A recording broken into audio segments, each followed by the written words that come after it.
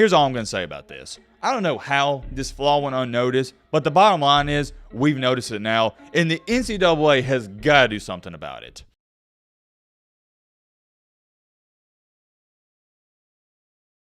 Ladies and gentlemen, boys and girls, happy Thursday. Hope you're having a great day. If not, hope this video can make it a little bit better. I don't know if it's just me, but the past week or so, it's felt like the offseason because a lot of our favorite teams, they haven't even been playing. This is always a weird time of the year right before the bowl games, but no need to fear because we do have some college football going on Saturday, and that is the start of the bowl games. Although you don't have your big-time powerhouses playing, I still like bowl games rather less, so let me know in the comment section, what bowl game are you looking forward to the most? But that is really besides the point in today's video because we got to talk about this one, and I mean this one huge flaw in the transfer portal. And what's really unique about this is I didn't even know it was a flaw up until last night. It got full on exposed to the public last night, and a lot of people were like, oh yeah, by the way, this sucks. And I, for one, agree. I don't like it. We're going to talk all about that. But also, there's some drama surrounding the Florida State Seminoles. I know. They can't stay out of the news. Apparently and allegedly, according to one of their running backs, not me, not some random fan, no. Their running backs has stated that his parents is being disrespected by the coaching staff. Very odd situation there we have on our hands, too. It's safe to say it's going to be a jam-packed video. As most of you know, we're trying to hit 310K before the new year. So, yeah, if you like college football content, consider subscribing. We'd love to have you here. But all right, Matt, blah, blah, blah. Shut up, crap up. Now, without further ado.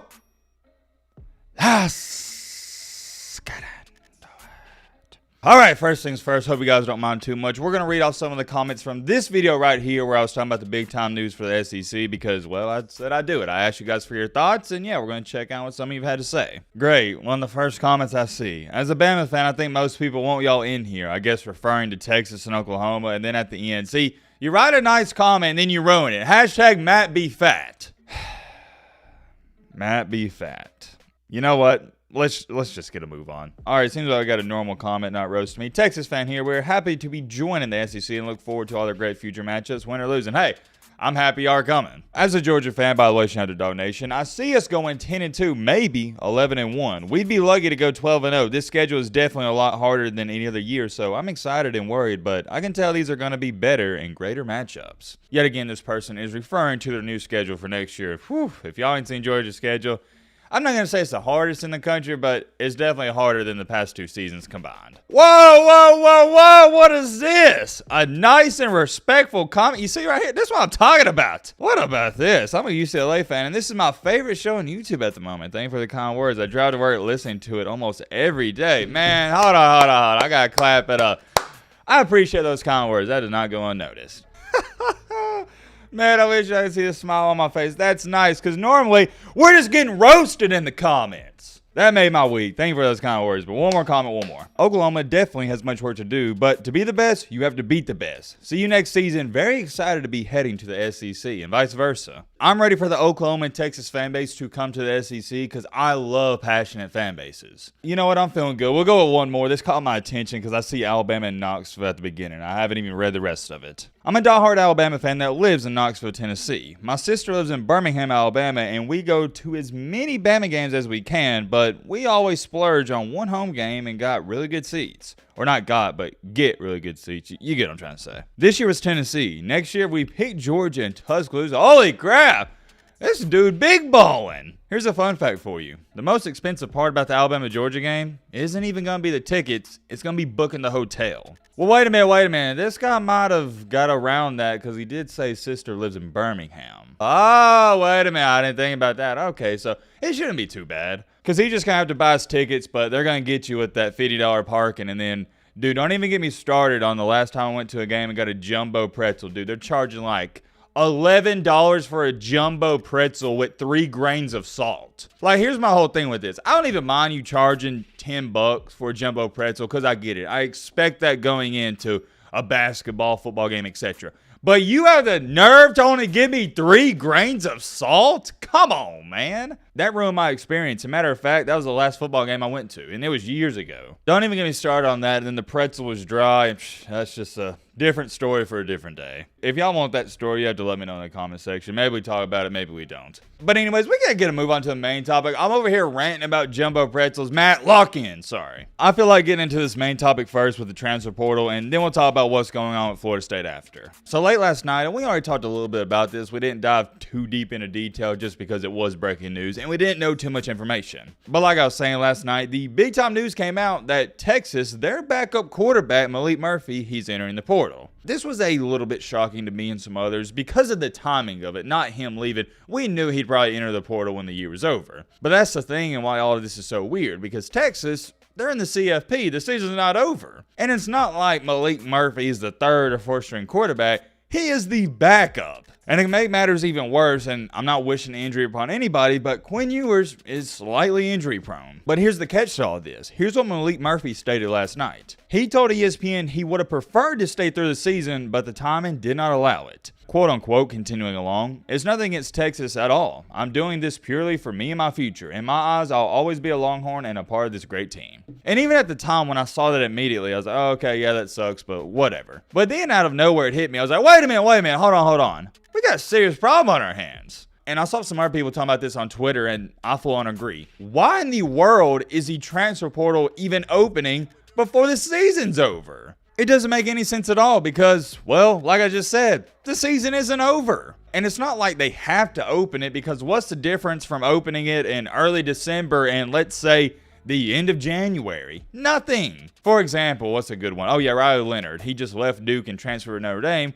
Well, it's not like in the next week or two, Riley Leonard's going to be taking reps at Notre Dame. It's just dumb because now that I think about it, it puts guys like Malik Murphy in a terrible situation. Check on this comment right here. They need to get some structure around the transfer portal timeline. Kids leaving in the middle of a playoff run to secure a starting spot next year is kind of nuts, and I agree. I realize he's not a starter, but a player opting out of the CFP is a big deal, and it won't be the last time this happens. Our system is currently broken. Well, here's the problem with all of this. Malik Murphy didn't even have a choice if he wanted to be a starting quarterback next season. He had to leave. There's no way, and I mean absolutely no way, he could have waited at bare minimum when they played January 1st. He couldn't have waited another 16, 17 days. And that's if Texas were to lose to Washington. If they win the game, you can add another 7 or 8 days to that. And for all the people that are confused by this, let me break it down to you a little simpler. The transfer portal has been open for a little over a week and a half. Has it been 2 weeks? I don't know. We'll just say roughly 2 weeks. So while Malik Murphy is practicing for Texas and getting ready for the CFP,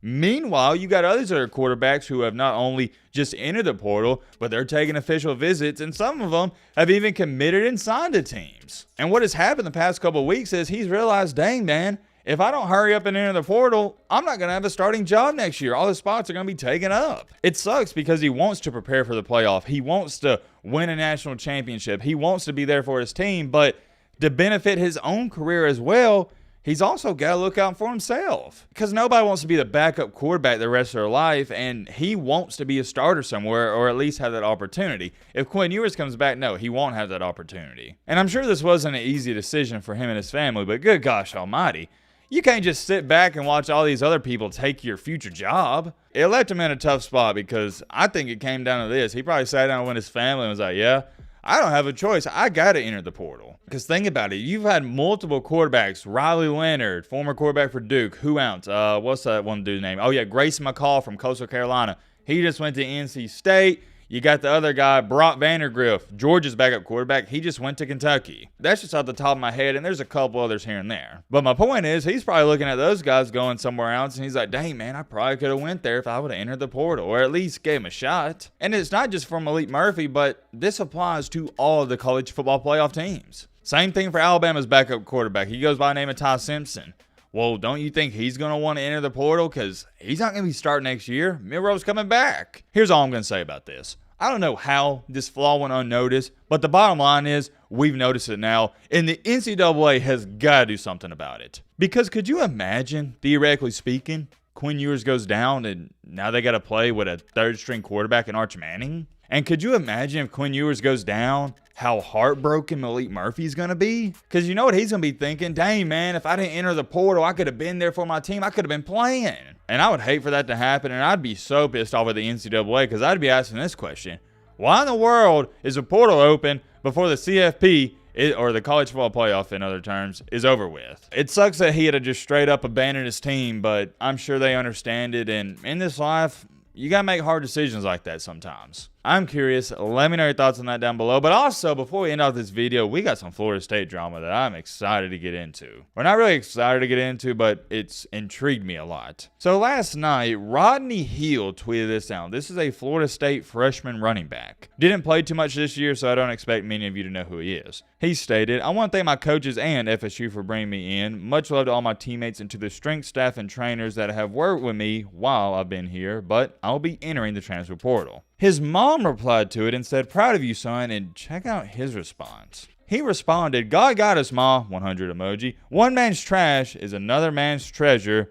I'll just say, crap ain't about no money, but I won't take disrespect, especially if you think you can talk to my parents crazy. I'm not going for it. They'll get it all back. 100 emoji. Yeah, that's interesting. Had a lot of people asking the question, hey, what's going on? Apparently, allegedly, there was let's just say, a miscommunication and a argument between somebody on the coaching staff and his parents involving money. As you can see right here, apparently Rodney, the running back here, wanted $100K more than Trey Benson, who is the running back who plays more than him, and obviously they didn't give it to him. And that's when also someone on the coaching staff got into it with his mom in this situation. And you see right here what he said. Take his words for it. He said, "If you think you can talk to my parents crazy, I'm not going for it." It's a very weird situation, to say the least, and I don't think too much of it, and I'm not going to speculate. I'm just here to present you with the information. You can do whatever you want with it. I'm not going to hype this up too much. I'm not going to overreact. I didn't even think it deserved its own video because it is what it is. Coaching staffs and parents always get upset and disagree all the time, especially when their kid isn't playing. I don't know too much about this Rodney Hill dude, but yeah, wishing him best of luck and hope you succeed elsewhere. If you know anything about that, fill us in the comment section. But yeah, that's all we got for today. Let me know your thoughts down below about that.